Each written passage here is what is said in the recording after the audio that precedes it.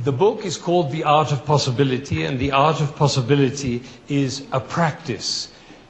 I want to give you a story. Two shoe salesmen were sent from Manchester to Africa in the 1900s to discover if they could sell shoes. One of them wrote a telegram back saying, "Situation hopeless, they don't wear shoes." The other one wrote, "Glorious opportunity, they don't have any shoes yet." Now, those two telegrams come from different places. Situation hopeless, they don't wear shoes. That goes along with the whole language. If it's not possible, it can't be done, others are better. It's the place for competition, for success, for failure, for all those things that we measure in what we call the downward spiral. The other statement lives over here. I have to get a red pencil. The other one lives over here. Glorious opportunity, they don't have any shoes yet. And that goes with a different language and also a different body language. Situation hopeless, they don't have any shoes. Glorious opportunity, they don't have any shoes yet. Those two worlds are completely distinct worlds. Now, in this world, possibility lives as luck. We might have it, we might not. Over here, possibility is the norm. Spirituality is the norm. They are totally separate, different worlds. And the shoe salesman, the two of them, have conditions that are identical. The conditions don't matter. What matters is the words that they speak and the expression that they make. My father used to say, there is no such thing as bad weather, only inappropriate clothing. So that is a way of experiencing that in that. There is no recession so great that it precludes possibility, and there is no wealth and power and fame that will protect you from falling into the downward spiral.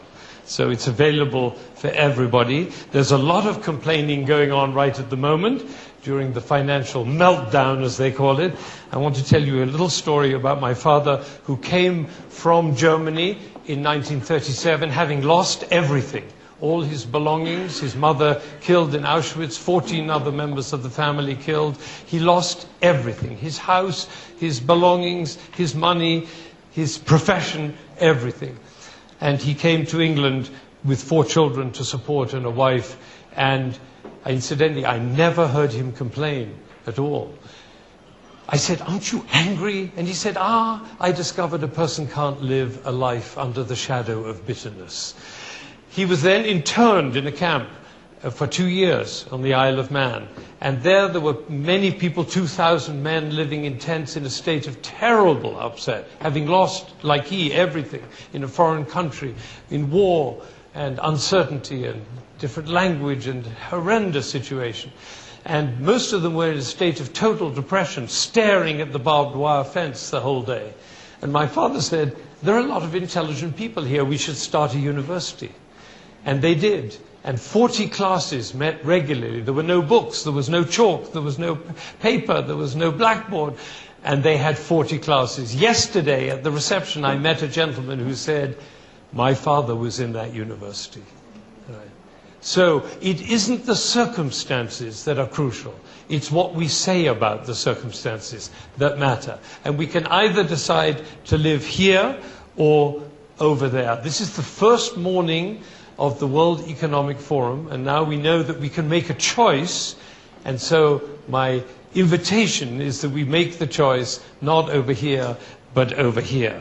We can choose and we can spend the week in that discussion. This is a matter of leadership. Leadership in the sense that every time you open your mouth, you are being a leader. You have a choice in leadership, whether you speak over here or speak over here.